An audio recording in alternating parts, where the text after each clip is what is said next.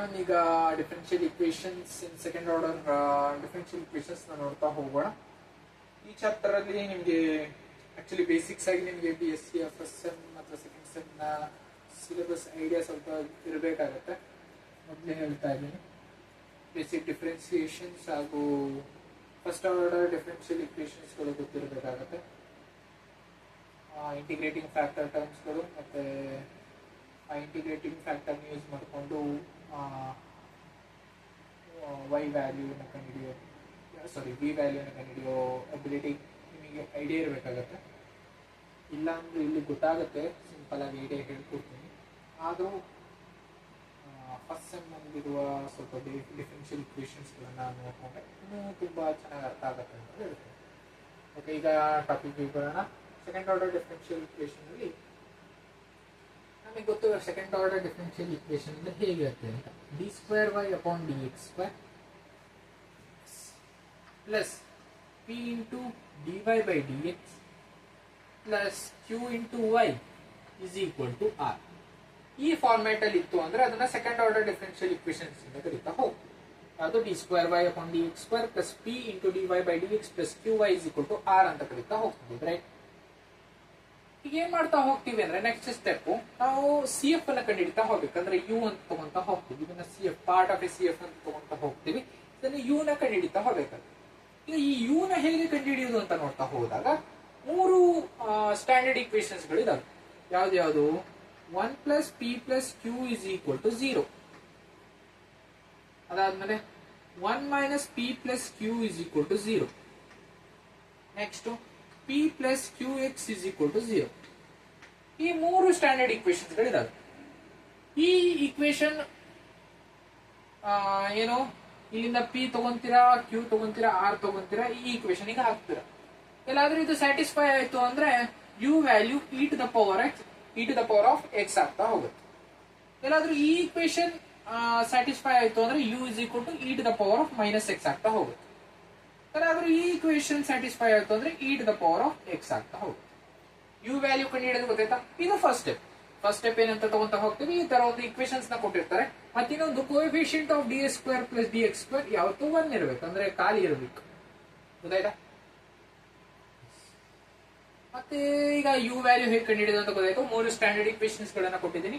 ಅದರ ಆ standard equation p q r ವ್ಯಾಲ್ಯೂನ ಕಂಡುಹಿಡ್ಕೊಂಡ್ಬಿಟ್ಟು ಇದರಲ್ಲಿ ಸಬ್ಸ್ಟಿಟ್ಯೂಟ್ ಮಾಡಿದ್ರೆ ನಮಗೆ ಫಸ್ಟ್ ಇಕ್ವೇಷನ್ ಸ್ಯಾಟಿಸ್ಫೈ ಆಯ್ತು ಅಂದ್ರೆ e to the power of x. Second equation satisfy ಆಯ್ತು ಅಂದ್ರೆ e to the power of minus x. Third value satisfy ಆಯ್ತು ಅಂದ್ರೆ u ವ್ಯಾಲ್ಯೂ x ಅಂತ ತಗೋತಾ ಹೋಗ್ತೀವಿ. ಗೊತ್ತಾಯ್ತಾ? ನೆಕ್ಸ್ಟ್ ಏನ್ ಮಾಡ್ತಾ ಹೋಗ್ಬೇಕು ಅಂತ ನೋಡ್ತಾ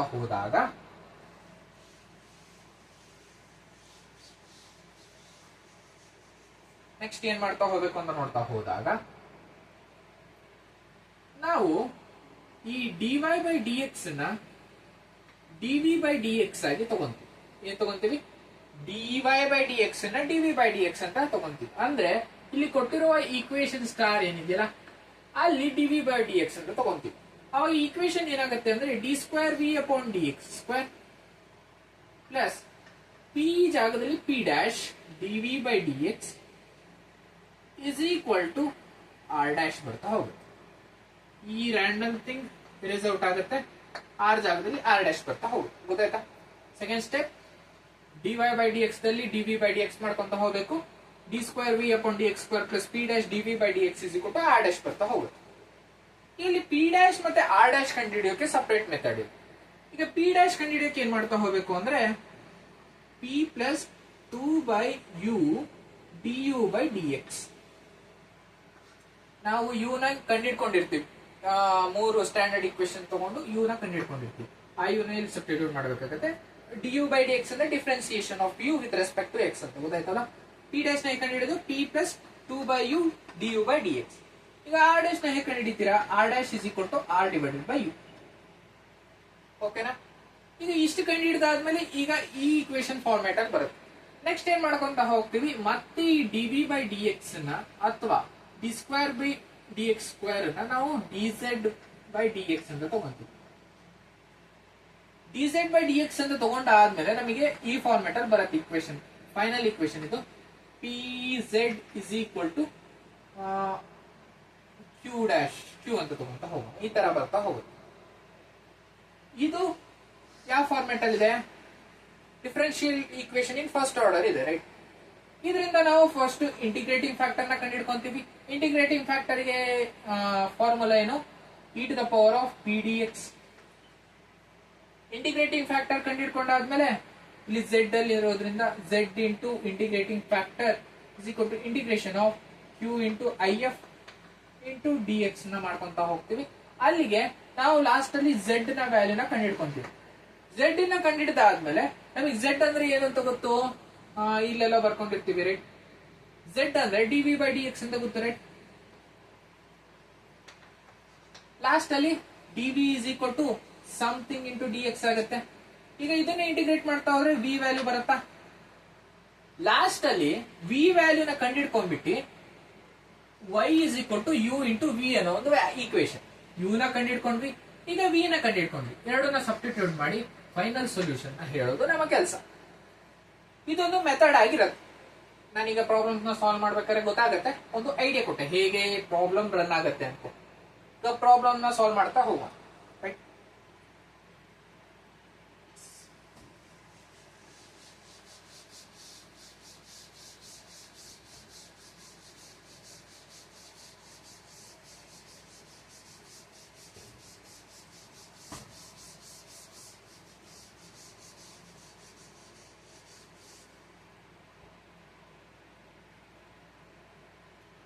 ಕ್ವಶನ್ ಏನಿದೆ ಅಂತ ನೋಡ್ತಾ ಹೋದಾಗ d square y upon d x square minus cot x d y by d x minus 1 minus cot x y is equal to e to the power of x into sine x. First ಏನಂದ್ರೆ u ನ ಕಂಡುಹಿಡ್ಕೊಬೇಕಾಗತ್ತೆ. You ನ ಕಂಡುಹಿಡಿಯಕ್ಕೆ 3 standard equations ಗಳಿದಾವೆ. 1 plus p plus q is equal to 0. ಇದನ್ನ first check ಮಾಡ್ಕೊಂತ ಹೋಗೋಣ. 1 plus p value ಏನಿದೆ? Minus cot x, minus cot x. ಅದಾದ್ಮೇಲೆ q value 1 minus cot x, right? Is equal to ನೋಡೋಣ 1 ಮೈನಸ್ ಕಾಟ್ ಎಕ್ಸ್. ಇದನ್ನ ಈ ತರ ಬರ್ಕೊಂಬೋದ ನೋಡಿ, ಪ್ಲಸ್ ಕಾಟ್ ಎಕ್ಸ್ ಮೈನಸ್ 1 ಅನ್ಕೊಂಡು ಪ್ಲಸ್ ಇಲ್ಲಿ 1 ಕ್ಯಾನ್ಸಲ್, ಕಾಟ್ ಎಕ್ಸ್ ಕ್ಯಾನ್ಸಲ್, ಅಲ್ಲಿಗೆ 0. ಇದು ವೆರಿಫೈ ಆಯ್ತು. ಅಲ್ಲಿಗೆ ಫಸ್ಟ್ ಈಕ್ವೇಶನ್ ಸಾಲ್ವ್ ಆಯ್ತು ಅಂದ್ರೆ e to the power of x ಅಂತ ತಗೊಂತ ಹೋಗಿ ವೈ ವ್ಯಾಲ್ಯೂ ಏನ್ ಬಂತು? E to the power of x, right? ಈಗ ವೈ ವ್ಯಾಲ್ಯೂ ಕಂಡಿಡ್ದಾದ್ಮೇಲೆ ಏನ್ ಮಾಡ್ತಾ ಹೋಗ್ಬೇಕಂದ್ರೆ d square y upon d x square ಅಥವಾ d y by d x d v by d x ಅಂತ ತಗೊಂಡಾಗ ನಮಗೆ ಈ ಈಕ್ವೇಶನ್ ಬರ್ತಾ ಹೋಗುತ್ತೆ, ರೈಟ್? Minus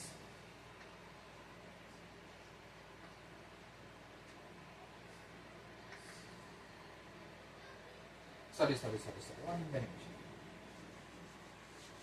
explain ಮಾಡ್ಕೊಂಬೇಡ. ನಾವೇನ್ ಮಾಡ್ಕೊಂತ ಹೋಗ್ತೀವಿ? D y by d x ಅನ್ನ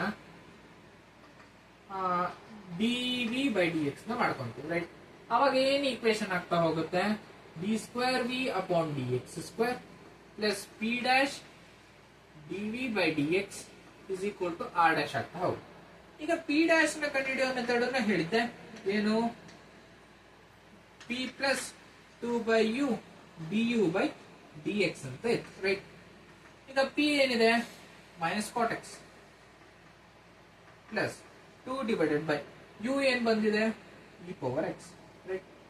into differentiation of e power x with respect to x e to the power of x, right?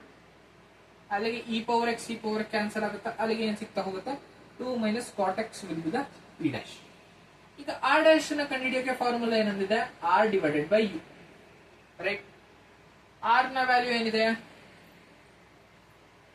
E to the power of x into sine x divided by e to the power of x. ಯಾಕೆ u value e to the power of x, e to the power of sine x ಉಳಿಯುತ್ತೆ, right? R dash sine x ಬಂತು. ಈಗ side ಅಲ್ಲಿ ಬರ್ಕೊಳ್ಳೋಣ.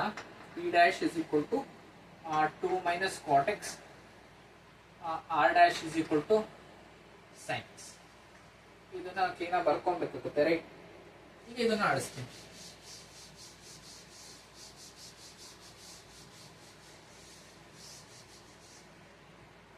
ಈಗ ನಮಗೆ ಆ equation ತಗೊಂಡಾದ್ಮೇಲೆ ನಾವು ಈಗ ಸಬ್ಸ್ಟಿಟ್ಯೂಟ್ ಮಾಡಬೇಕಾಗುತ್ತೆ d square v upon d x square plus 2 minus cot x into d v by d x is equal to r x plus sine x ಅಂತ ತಗೊಂಡು ಹೋಗ್ತದೆ. ಈಗ ನೆಕ್ಸ್ಟ್ ಸ್ಟೆಪ್ ಏನು, ಈ ಇಕ್ವೇಶನ್ ಅನ್ನ ಅಂದ್ರೆ d v by d x z ಅಂತ ತಗೊಂತ ಹೋಗಬೇಕು. ಝೆಡ್ ಅಂತ ತಗೊಂಡಾಗ ಏನಾಗ್ತಾ ಹೋಗುತ್ತೆ, ಈ equation d z by d x plus 2 minus cot x into z is equal to sine x. ಇದೊಂದು ಲೀನಿಯರ್ ಡಿಫರೆನ್ಷಿಯಲ್ ಇಕ್ವೇಶನ್ ಆಯ್ತಾ, ಅಥವಾ ಫಸ್ಟ್ ಆರ್ಡರ್ ಡಿಫರೆನ್ಷಿಯಲ್ ಇಕ್ವೇಶನ್ ಆಯ್ತಾ. ಇದನ್ನ ಹೇಗೆ ಸಾಲ್ವ್ ಮಾಡ್ಕೊಂಡು ಹೋಗಬೇಕು, ಫಸ್ಟ್ ಇದರ ಇಂಟಿಗ್ರೇಟಿಂಗ್ ಫ್ಯಾಕ್ಟರ್ ನ ಕಂಡುಹಿಡಿತಾ ಹೋಗೋಣ. ಇಂಟಿಗ್ರೇಟಿಂಗ್ ಫ್ಯಾಕ್ಟರ್ ನ ಫಾರ್ಮುಲಾ ಏನು, I F is equal to integral of ಇದರ ಪಿ ಇಲ್ಲಿ ಏನಿದೆ 2 minus cot x into d x ಆಗ್ತಾ ಹೋಗುತ್ತೆ. ಇಂಟಿಗ್ರೇಟಿಂಗ್ ಫ್ಯಾಕ್ಟರ್ ಏನ್ ಸಿಗ್ತಾ ಹೋಯ್ತು, e to the power of 2x into e to the power of minus log sin x ಆಗ್ತಾ ಹೋಗುತ್ತೆ. ಹೇಗೆ ಇಂಟಿಗ್ರೇಷನ್ ಆಫ್ 2 ಏನಾಗ್ತಾ ಹೋಗುತ್ತೆ, 2x ಆಗ್ತಾ ಹೋಗುತ್ತೆ, e to the power of 2x into e to the power of cot x ಏನಾಗುತ್ತೆ, log sin x ಆಗ್ತಾ ಹೋಗುತ್ತೆ. ಇಲ್ಲಿ ನೆಗೆಟಿವ್ ಸೈನ್ ಇರೋದ್ರಿಂದ e to the power of minus log sin x.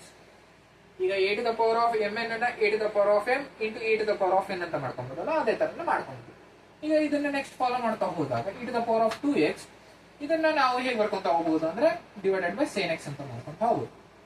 ಓಕೆನಾ, ಲಾಗ್ ಇದ್ದಾಗ ಇದು ಎಕ್ಸ್ಪೋನೆನ್ಷಿಯಲ್ ಮತ್ತೆ ಲಾಗ್ ಕ್ಯಾನ್ಸಲ್ ಆಗಿ ಬರೀ ಆ ಟರ್ಮ್ ಬರುತ್ತೆ. ಆದ್ರೆ ಇಲ್ಲಿ ನೆಗೆಟಿವ್ ಸೈಡ್ ಇರೋದ್ರಿಂದ 1 ಬೈ ಸೈನ್ ಎಕ್ಸ್ ಅಂತ ತಗೊಂತ ಹೋಗ್ಬೋದು. ಇದು ಇಂಟಿಗ್ರೇಟಿಂಗ್ ಫ್ಯಾಕ್ಟರ್ ಸಿಗ್ತಾ ಹೋಯ್ತು. ಈ ಇಂಟಿಗ್ರೇಟಿಂಗ್ ಫ್ಯಾಕ್ಟರ್ ಸಿಕ್ಕಾದ್ಮೇಲೆ ಇಂಟಿಗ್ರೇಟಿಂಗ್ ಫ್ಯಾಕ್ಟರ್ ಸಿಕ್ತು, ಇಲ್ಲಿ ಸೈನ್ ಎಕ್ಸ್ ಇದು ತಗೊಂತ ಹೋಗ್ಬೇಕು, ಕ್ಯೂ ವ್ಯಾಲ್ಯೂ ಅಂತ ತಗೊಂತ ಹೋಗೋಣ, ಇದನ್ನ ಸೈನ್ ಎಕ್ಸ್ ಅಂತ ತಗೊಂತ ಹೋಗೋಣ. ಇಷ್ಟು ನೇಮಿಂಗ್ ಆದ್ಮೇಲೆ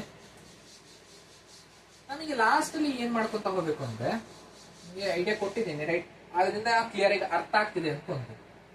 Z into integrating factor into integral of q value sine x into integrating factor ಏನಿದೆ e to the power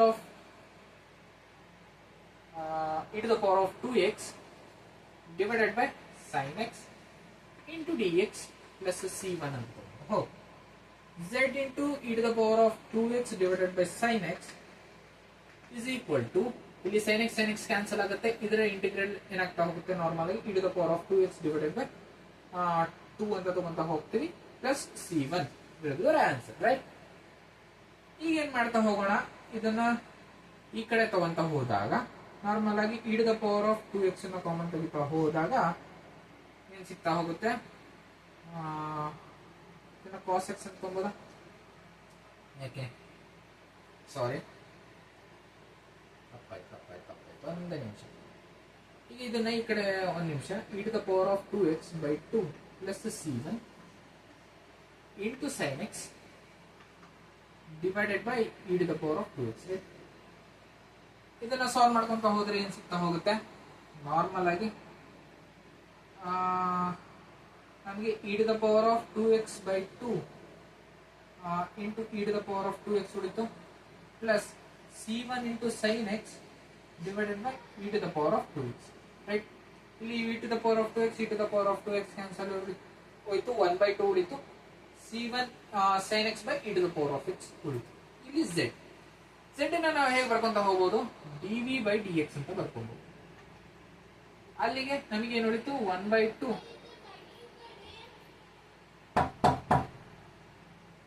2 plus dv by dx 1 by 2 ಉಳಿತು. ಒಂದು ನಿಮಿಷ, ಇಲ್ಲಿ sin x ಬರುತ್ತೆ ರೈಟ್, ಅಲ್ಲಿಗೆ sin x by 2 ಉಳಿಯುತ್ತೆ right. sin x by 2 plus ಇಲ್ಲೇನಾಗುತ್ತೆ c1 sin x ಆಗುತ್ತೆ ರೈಟ್. ಬರೀ ಇಷ್ಟಕ್ಕೆ ಮಾತ್ರ ನೋಡ್ತಾ ಹೋದಾಗ ಬರೀ c1 sin x ಆಗುತ್ತೆ. ಅವಾಗ dv is equal to sin x by 2 plus c1 sin x is equal to into dx ಅಂತ ಮಾಡಿದಾಗ ಇದನ್ನ ಇಂಟಿಗ್ರೇಟ್ ಮಾಡೋಣ ಎರಡು ಸೈಡು, ಅಲ್ಲಿಗೆ v is equal to sin x by 2 ನ ಮೈನಸ್ cos x by 2 ಅಂತ ಮಾಡ್ಕೊಂಬೋದಾ, plus c1 integration of minus sin x is cos x plus C2 ಆಗ್ತಾ ಹೋಗುತ್ತೆ. ಅಲ್ಲಿಗೆ ವಿ ವ್ಯಾಲ್ಯೂ ಸಿಗ್ತಾ ಹೋಯ್ತು. ವಿ ವ್ಯಾಲ್ಯೂ ಹೇಗೆ ಕಂಡು ಹಿಡ್ಕೊಂಡ್ವಿ ಅಂತ ಗೊತ್ತಾಯ್ತಾ? ಫೈನಲ್ ಆಗಿ ಏನಿಲ್ಲ, y is equal to u into v. ಈ ಕಂಪ್ಲೀಟ್ ಈಕ್ವೇಶನ್ ಗೆ u ನ ಮಲ್ಟಿಪ್ಲೈ ಮಾಡಿದ್ರೆ ಆಯ್ತು. u ಏನಿದೆ e to the power of x into ಈ ವಿ ವ್ಯಾಲ್ಯೂನ ಅಲ್ಲಿ ಸಬ್ಸ್ಟಿಟ್ಯೂಟ್ ಮಾಡಿದ್ರೆ ನಮಗೆ ಫೈನಲ್ ಸೊಲ್ಯೂಷನ್ ಬರ್ತಾ ಹೋಗುತ್ತೆ. ಗೊತ್ತಾಯ್ತಾ? ಇದು ಒಂದು ಲೆಕ್ಕ ಆಯ್ತು. ನೆಕ್ಸ್ಟ್ ಲೆಕ್ಕನ ನೆಕ್ಸ್ಟ್ ವಿಡಿಯೋದಲ್ಲಿ ನೋಡೋಣ. ತುಂಬಾ ಲೆಂತಿ ಆಗ್ಬಿಡುತ್ತೆ ವಿಡಿಯೋ. ಇಷ್ಟ ಆಯ್ತು ಅಂದ್ರೆ ಲೈಕ್ ಮಾಡಿ. Thank you. ಕಾಲ್ಗ